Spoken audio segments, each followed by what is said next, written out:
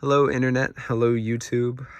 I am excited to go through a second video of my pedalboard, showcasing some of the features that I'm most excited about, some of the problems I ran into in this build, and the solutions that I came up with, either through the help and inspiration of others or some things that I have learned through other builds. And I hope that it gives some solutions and answers some questions and maybe inspires some aspects of your own build. Another reason that I'm kind of showcasing this thing as it is because I am going to be going through some changes on it already. I've learned some things, but I'm very proud of where it is. So I think the best place to start on this board is actually the case that I have for it. This is a really unique style of luggage case that is a standard 28 by 18-inch luggage case. I tested out a few others, and this one just seemed to have some features that I really liked. This is from a company called Logel, and the unit is called the Voja. V-O-J-A. I'll post a link, but it basically has some nice latches. It's made out of waterproof style plastic. The gasket is waterproof, and it's very similar to like a Pelican style flight case. The wheels have hex bolts running into it, so I could take those off and replace them, which is hard to come by in these types of units. But I would suggest to anybody looking to move a bunch of gear to look at spinner style luggage suitcases, and I just wanted this unit to fit in one. This is the pedalboard itself is built on the unit is a Vertex pedalboard that I got used. This is the Tour Compact, which the width fits perfectly in the width of this standard 28-inch luggage. Something that I can start off with is this this mic stand, which if you haven't seen before, I totally understand. This was new to me, and this is something I looked at a lot previously, but this came out just either in 2023 or 2024 by a company called Boomerang. They actually make loop pedals as well, but I'll show how it fits in. It's just called like a shoe mount, which I've seen in like dovetail mounts in woodworking, but it basically mounts in just like that. And the unit itself right now is on a spinning chair, but when it's on the floor, this unit is incredibly sturdy. It does not move very much at all. And I'm so happy with the strength and the stability and the ability to then also lift this unit up for the hinge to fall back and this to not get in the way. I think is a great design. And I have another one on this side which holds up a drum pad. So you could mount an iPad or another unit or a music stand, but I'm using it in order to have a mic stand on this side and a drum pad on this side, and therefore I'm not carrying around the base of stands as well, and it takes up less footprint, which surprisingly is something that's on my mind, even though this is huge to fit inside of certain different stages and lots of like small restaurant gigs that I'll play, and so it's just helpful, and I really love that solution. So I'll post a link to both the suitcase and the microphone stand mount from Boomerang. The thing that I got the most questions on visually in the initial build was this lower row of pedals. So I got this, each one of these units I purchased in a set of, I think it's 9. So I think I got 10 actually, just to be safe, because I didn't know how this was going to go. But they all came with a standard die cast casing for a pedal that was about the size of a standard small pedal. And I took out the button and cut the pedal. So I'll get kind of close and I'll go through everything here, but I cut the pedal with like a handsaw, and I took the bass off, and I'll pull out I have an extra button here, but this was the button that I had ordered, which has a switch for polarity. And this switch allows for it to be normally open. I think I marked it here. So normally open or normally closed. And what you find with Boss units is they require normally closed, while almost every other unit in the industry requires normally open. And I wanted the polarity to be able to switch so I could decide which units I would send to the Boss and which units I would send to the MC8. So yeah, I cut the metal die cast casing to the exact length of a standard aluminum flat, like 1.5 or 2 inch, I can't remember, aluminum, I'm not even sure what it's called, trim maybe. And I utilized that to adhere to another L bracket, which is another piece of aluminum trim, I guess you'll call it. You can find it at any Home Depot or Lowe's. And I utilized that to create kind of my own pedal board lower level. And this extends out past the vertex unit. So I have more real estate basically. And I didn't feel as though I was restricted to just the depth of the unit itself. So I'll go underneath. Basically, I took the L bracket and drilled in about 3 different places. So like 1, 2, 3, I think there were 4 that I drilled into the unit and attached with bolts. And then I did the same for the flat piece. I attached here and here and here and here, all the way down. And then I took the die cast casing and adhered those with the original screws. So I just took the base off when I cut them and used the screws that adhered the base to adhere these units on there. And the wires are, they're bare under there, which is not pretty, but they're not going anywhere. And I kind of enjoy having the flexibility to move them around and stuff, and not have another complete unit that I have to find space for. This was kind of the only thing that I could do to make it work. The RC600 is up on some aluminum tubing that you get in the same section at the Home Depot or Lowe's to raise it up. And the MC8, I actually used PVC trim, which is plastic, to elevate it to kind of the right level that I needed it to be. Because if I put it on the same tubing, it was a little too high and it kind of got in the way of this switch. So yeah, that's kind of where I'm at on this entire level. Feel free to let me know any questions, but I'll post links to these and to the, just to all this stuff. Let's see, the next solution that I kind of looked at was the air step. This is an Exonic air step. I do have room for more Omni ports on this MC8, but I needed a unit that would indicate to me when something was turned on and when something was turned off. So this was very useful to me, and it allows me to see what delay or effects were turned on. This has a lithium ion battery inside, and I found it very annoying to turn off the unit and to have this still remain on. So I opened up the unit and found the lithium battery and unattached it to the board. It was very easy. It just had a clip, and I tested it before putting it back together to see if it would still function without the reserve power of the lithium battery, and luckily it does.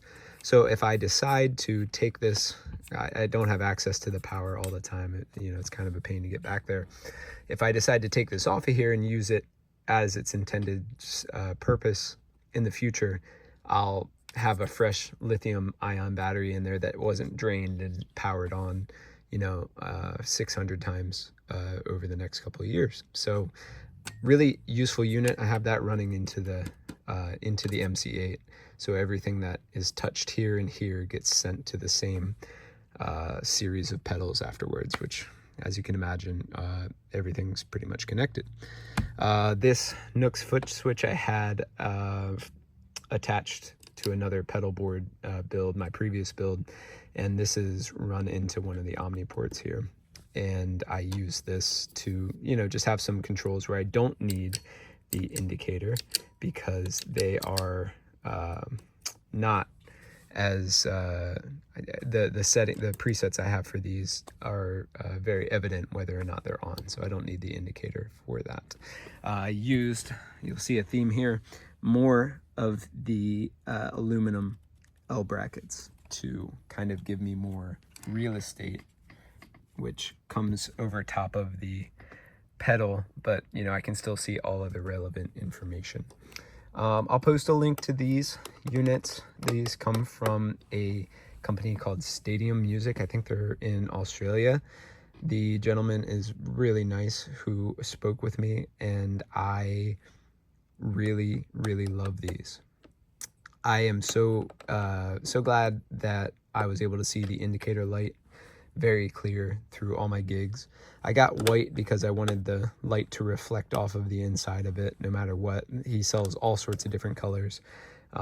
So now that I see how visible it is, I don't really think you need to go with white, and they might get a little dirty compared to the other units, but I am still happy with the ones that I got, and I think it looks nice and matches kind of the white theme as well, the white and black theme.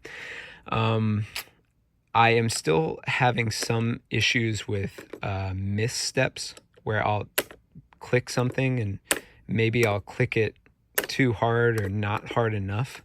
I find it a lot when I'm doing things where I may turn 2 units on at once, where something gets missed or something gets pressed twice.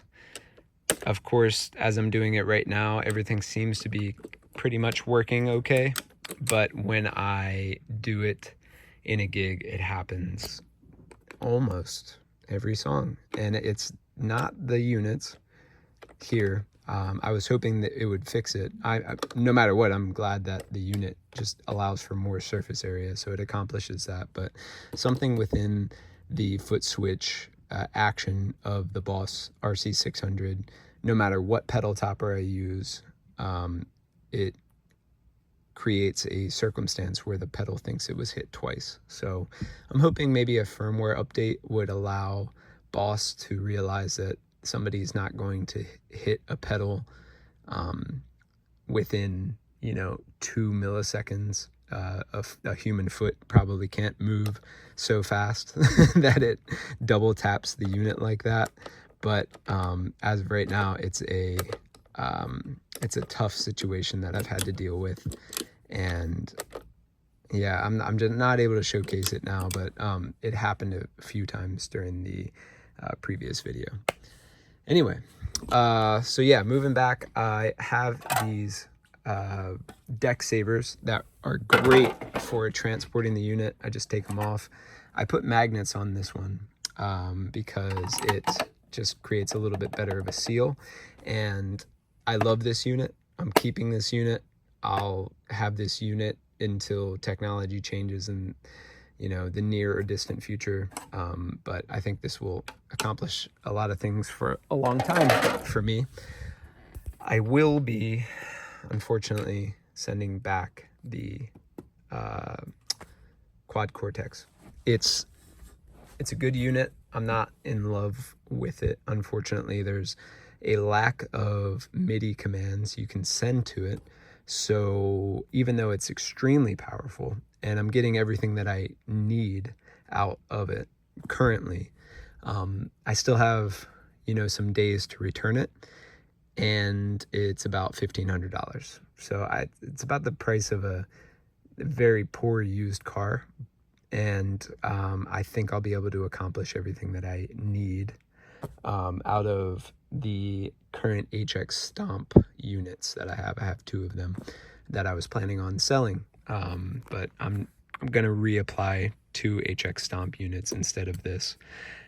I also think I'll be getting rid of the SY200, which is also on a return policy. I bought both of these used, and they've been, taken care of and just pretty much adhered to this board and used as well, but they're in the original condition that I got them, more or less. And yeah, I'm just excited to showcase this thing as it is. But there will be some changes. More of the aluminum tubing, keeping this up to the height that I need. Same with the Polytune. And I think the next move is to go to the side of the unit and then ultimately around back. I have a junction box, which gives me, currently I just use headphones and I use guitar input. The headphone unit is useful for this guitar cable I have from Ernie Ball, which has a guitar lead and a headphone lead, and they both come together inside of a pre-made housing that Ernie Ball sells, all in one. And I've been using this cable for a while, so much that I've had to replace the tip a couple times because it's, it gets banged around just like it did right there. And it allows for a headphone output coming through the cable. Definitely suggest doing this if you are playing in environments where you would like to hear yourself a little better. I can play larger shows without a monitor, even with a band. And I can, focus on other band members getting good representations of the sound quality and monitor mixes while I am in control of everything coming out of this headphone. That headphone jack is linked right here to this headphone output of the CQ. I have a USB hub here for some more power. I have access to a female USB-C connector, which allows me to run this USB cable into the iPhone here, the iPhone that I'm pointing at, that I'm recording to, and it will record all the audio coming out of the Allen and Heath for live streaming purposes. The unit itself is on some more aluminum tubing to kind of give it the height that I was aiming for, so that everything was more or less uniform, and then it also gave me some storage underneath. I added another L bracket with some more aluminum trim in order to give me more real estate off of the back here. And when you flip the unit, this doesn't inhibit it from flipping back and opening up all of the underworkings. This Ethernet cable I'll go into, but it's more or less a multiple cable system that you can see the different colored cables. They run into this, and you can connect one Ethernet jack. I connect one Ethernet jack into here, and the other side of the Ethernet runs to my drum pad, which sends multiple outputs of audio into the unit. So this is really cool. I'll post a link to this, but it's more or less the same technology that a snake would use, a audio snake, to send multiple units over a distance, multiple audio connections, either XLR or 1/4 inch, to another unit of the same type, so that it would re-split the audio again, or any information really, over the Ethernet. It's kind of hard to explain, but I'll post a link of it no matter what. Going around back, let's see, I have each one of these. 2 of them are inputs for the guitar. One of these, that's my vocal. So 2 stereo inputs, vocal. Oh, that's right. I should also say there are handles for the CQ, I was asked a lot about this. If you unscrew the handles, there is a flat, this entire thing is flat, and it's hard metal aluminum, just like this. And it has a bunch of holes in it like this, most likely for potentially ventilation, but I don't understand how there would be any ventilation. Maybe it's just to keep the weight down. There was no ventilation here when the handles were there, so I just took them off. It saved more space, and I'll just gave it a cleaner look. So you can take those off, and that's very helpful. I did the same thing over here and just put some black like stage tape on it, so a bunch of debris wouldn't get in there. This I left open because if it is for ventilation, I do want it to vent properly, but there was no sense in having multiple spaces. Let's see, the other units here are sending to direct boxes. So these are each outputs that you can assign inside the CQ, and I'll go into depth onto what happens there. This is the power supply for the CQ. I struggled to find a pedal power supply unit that would give me everything that I needed to supply for 12 volts, 4 amps. And it was also a different size power supply unit, so I would have to change the barrel size in order to get it to work. And at the end of the day, I think I was going to look at spending another $100. So at the end of the day, I just used the same power supply that came with it and have the IEC split further in the chain and sent to this. So it's, you know, using appropriate power and not some questionable power unit that it's not intended for. Down there, I also have a wireless Shure GLXD system. It's nice and bright now, but you know, when it's covered up like this, the microphone is literally, you know, just right above it when I'm performing, and even though the antennas aren't kind of splayed out, I've had absolutely no trouble and no dropouts or anything. This next series of units, I'm pretty, I don't know, I'm kind of on the fence of these things, but I find them to be really useful. It's just, it kind of adds cost and weight, but I used these radial stage bugs passive units. They're very small, very reliable direct boxes, and I have 2 of them allocated to the left and the right of the loop, whether that's drum pad or guitar or vocals. Everything has to come through the loop pedal and be sent out as a stereo unit. So the stereo pair hits these direct boxes and then goes from these direct boxes to the input of the CQ. The vocals come out of the RC600. The vocals that are not looped are set aside for their own EQing and mixing.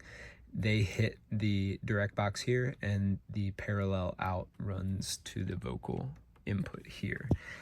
Now, these other 4 are coming from the CQ right here.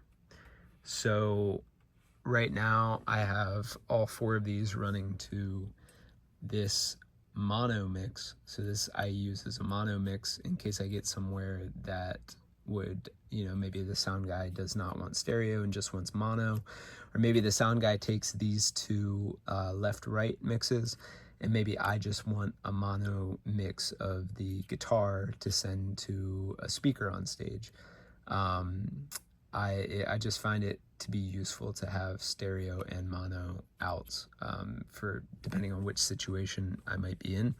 And then the next 3 I use as their own mixes for things like my mix to the speaker that I brought, you know, like a tower PA system, or maybe a small monitor on the performance area, and then the next one would get sent to potentially the in-house system that I'll be plugging into a wall, and that way I can control volume separately for each one. The reason that I'm using these, what are they called? These mixes here instead of the main mix is because when I'm live streaming, I like to really push the gain of the main mix. I like to have it, you know, loud, and everything that gets sent to the phone is uniform. I want it to, you know, be not peaking, but I want it to get to the place where maybe the limiter is taking effect. And when I go to different gigs and maybe I need to turn up or down, I don't want that to affect the live stream. So I really never use these. It's these like these 2 or 3 or 4 outputs are really what are useful for when I go to a gig. I would plug mostly into this one out to my speaker for the room, and then I can adjust that volume for whatever the room requires. So yeah, man, this is complicated, but I think the next thing to do is to go and open this bad boy up. Should have given you like kind of a warning, because it's not pretty or tied down, because I am, you know, kind of still in the phase of whether or not I will change things around, and certain things I'm happy with and certain things I'm not. But yeah, without the trigger warning of it all, this is just kind of the bare bones of what I utilize. So I have the VE500, which I use for vocoder, and it also has delay and chorus and all sorts of things. It has a MIDI input, and that is sent through all the units. And this is the last unit on the MIDI chain, which receives MIDI clock and MIDI messages from the units up here. And I think if I go into the effects, you can kind of see, well, I don't know, maybe you can't see the screen too well. I don't want to go into all the details, but they are controlled here. Obviously the power supply, DC 7, it also goes to this DC 4 because I'm powering a lot of units. These units, this red is also powering the Shure GLXD. All of this could, you know, pretty easily be tied together, but I'm just not the type of engineer that knows how to route all sorts of cables at a certain distance and make it look pretty. So it all works. I haven't had any trouble with it, even though it doesn't look pretty. These are the units that run to the Ethernet. So there are four of these TRS jacks that go to the Ethernet unit. The 4 TRS jacks run to the Ethernet. You can run Ethernet to another unit that splits the Ethernet to another 4 of these jacks, so they coincide over one cable. These can be used as stereo jacks, so you could run left and right over one.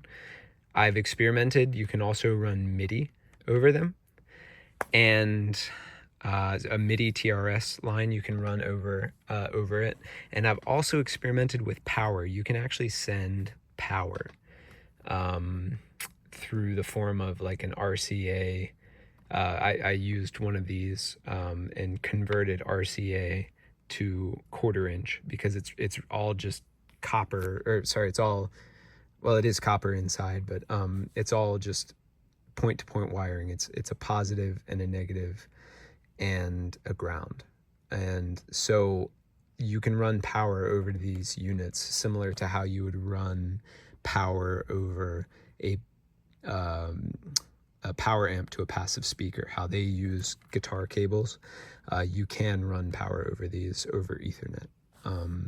I just haven't, I've received a little bit of like static and noise when I did that, and I'm just not sure if I did it right and if it's safe for the unit.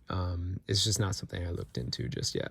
And also I'm kind of almost maxing out this whole thing because of the quad cortex. Anyway, I have a USB powered USB hub, and this thing is insane power, like crazy, like 200 and some watts of power. this hub runs, and I have things running off of it like this 9-volt rechargeable system. So when my guitar battery runs out, or before it runs out ideally, I use this rechargeable system to send to just give me a fresh battery, and I put the old one in here. This is a headphone mixer that I intended on using to have multiple outs, but I've just kind of run into some space issues back there, and I think at the end of the day I don't need it. I could just run this headphone jack to here, and that would give me the access to the headphones that I need. I'm also not currently using the MIDI through because I just have them all kind of tied up, but I could run MIDI out, and then I also could utilize these two other units here to patch out other information that I might need, but currently I just don't have a use for that. You can see how many times the IEC cables are kind of split in order to send IEC stable power to different things. I don't know if this is, you know, good to do with power or not, but I haven't had any issues, and I've done this over the past like 3 pedal boards I've built.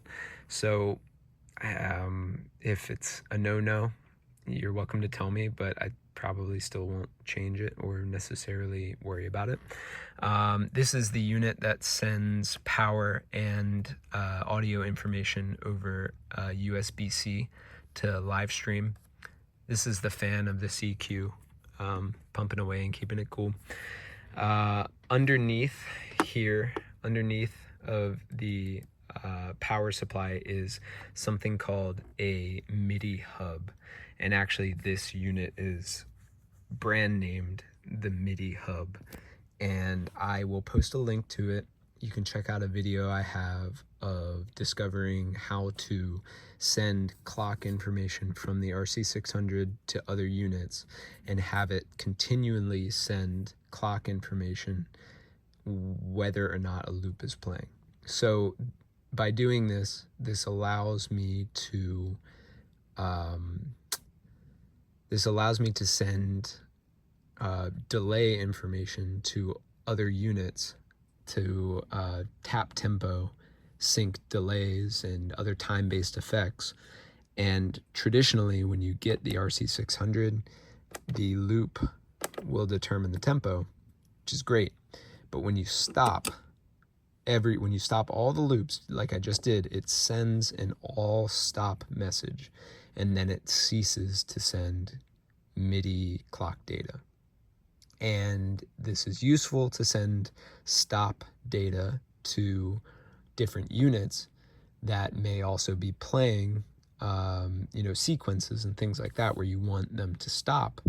But if you do this to most units, the Line 6 HX Stomp, the VE500, another Boss unit, if you send clock information and then send stop information to it, it will revert to a default clock, either internally or to whatever the preset is set to. So by doing this, this allows, this actually becomes a very big hindrance, because all of the delays that are packed in here that are very useful to me would somewhat become unusable, because I may play a song where I have a loop for, a portion where I play over, and then during the verse I may turn it off entirely, and I still want delays to continue with this time information. This time information also is persists inside of the effects of the RC600, so it's not lost like these delays, panning delay and this other mod delay, continue on this time code, but everything else stops receiving that information. So this MIDI hub, which I'll post a link to, and you can check out another video that I posted up about solving this MIDI clock issue, converts the all stop message to an all start message. So This is a little deep in the weeds, but I mean, this entire thing is deep in the weeds. The MIDI hub takes the all start message and passes that through, so everything starts to receive MIDI clock. And then when it sees the all stop message come through, it converts that back to an all start message, and that allows for everything to persist on the timeline that this sent during the loop. And I am confident in saying that this is a complete solution for this problem.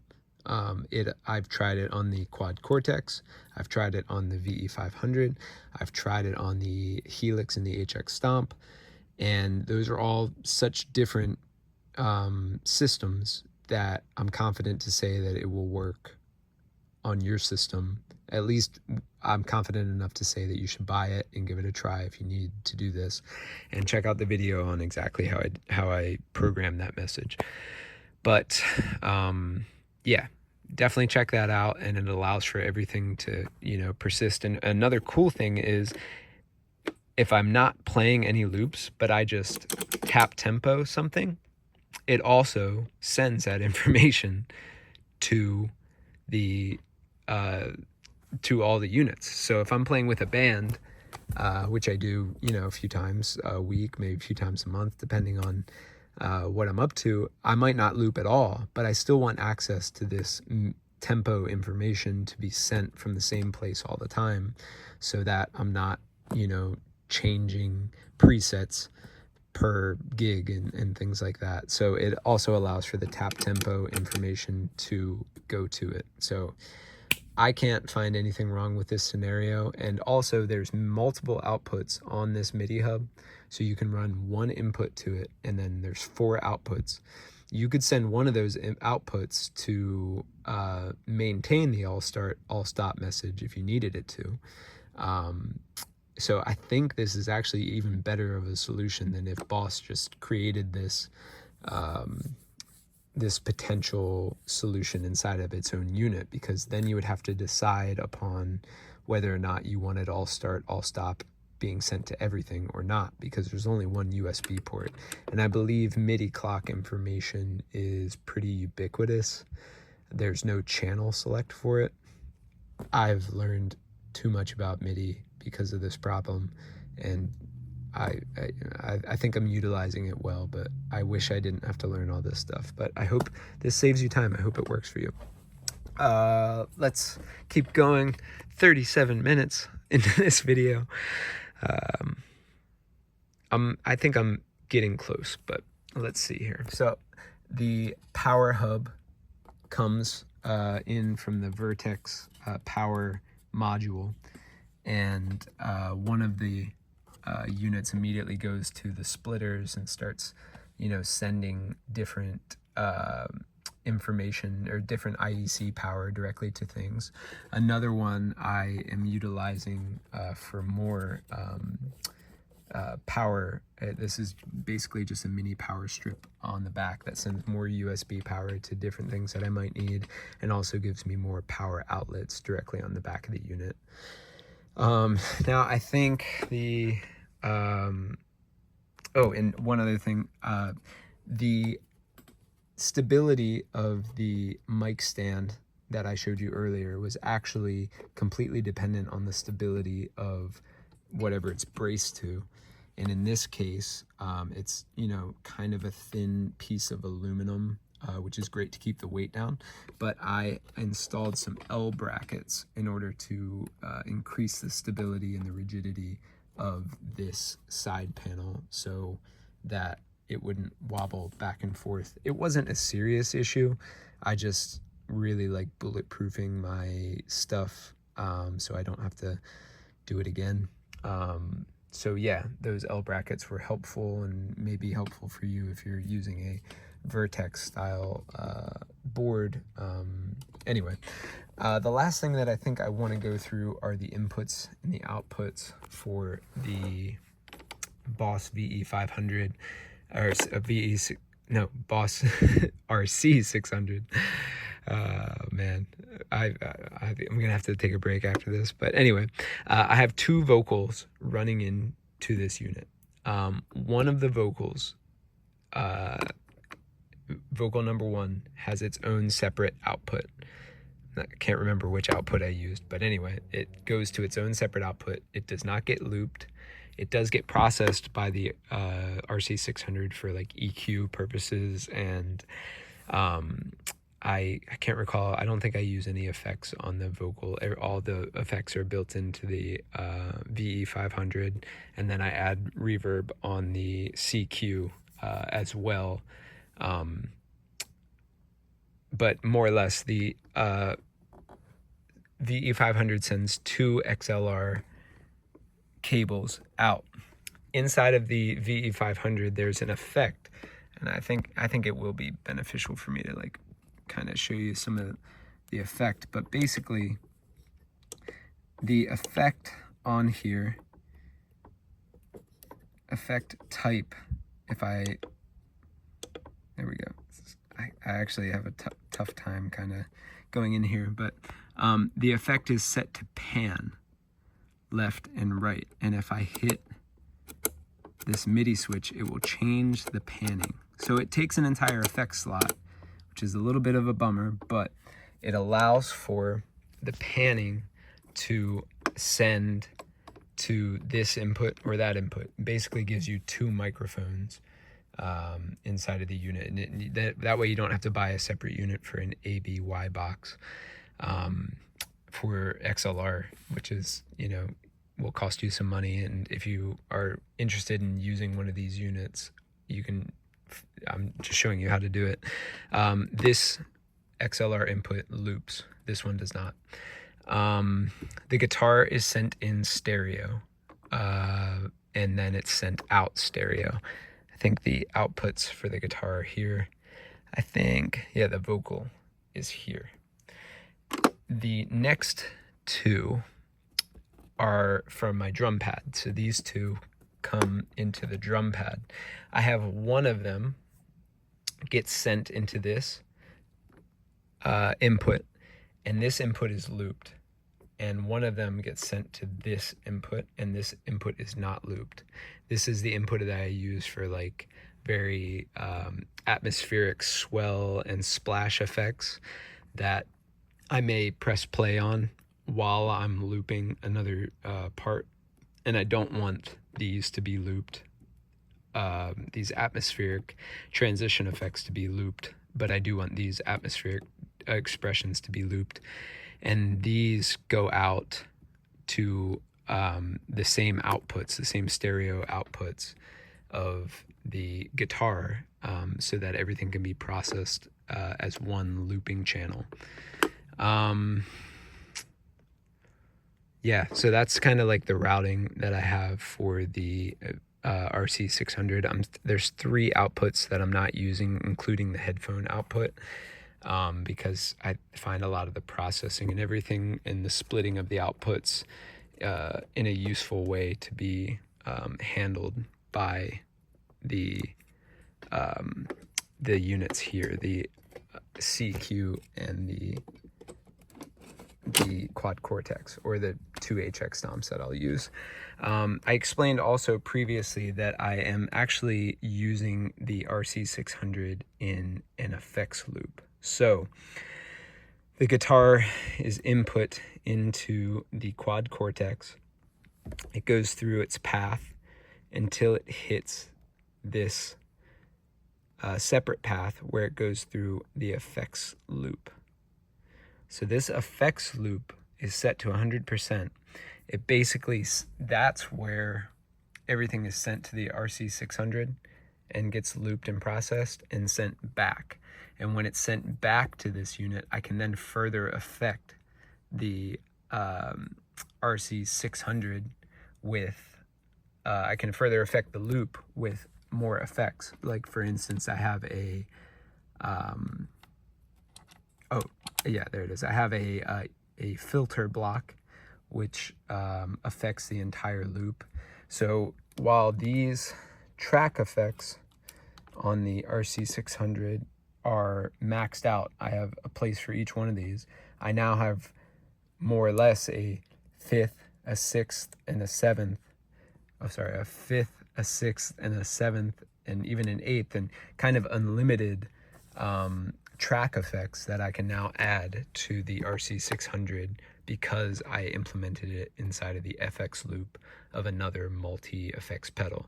So you could do this, and I plan to do this with a second HX Stomp, or maybe you find a standalone unit that you want to utilize just for track effects within the RC600. And then this also allows you to send this freeze data. So this freeze input is outside after all of the looping. So I'm able to freeze information before it hits the RC, or after it hits the RC600, and keep it outside of the loop of the information that I'm seeking to put inside of the loop of the song. So this is another big benefit to have your own effects loop to kind of decide, do I want something to occur before and go into the loop, or after and come out of the loop. And then it also allows for whatever you're playing through this effects loop to still be affected by these things, whereas these track effects only affect what has been recorded and does not affect what is recording. Man, I think I'm done explaining this for today, but I expect, at least one or two good questions from people. So maybe I'll get more, but at least one or two good questions, I think is reasonable to expect. And if I get, a series of questions, and I'm, maybe I'm shown a blind spot of something that I did not go into depth about, I'll, circle back. But here it is, and that was my best attempt at keeping the video in depth, and definitely knew it wasn't going to be a short one. But anyway, thanks a lot for checking in, and I'll talk to you another time. Check out my live streams, by the way. Peace.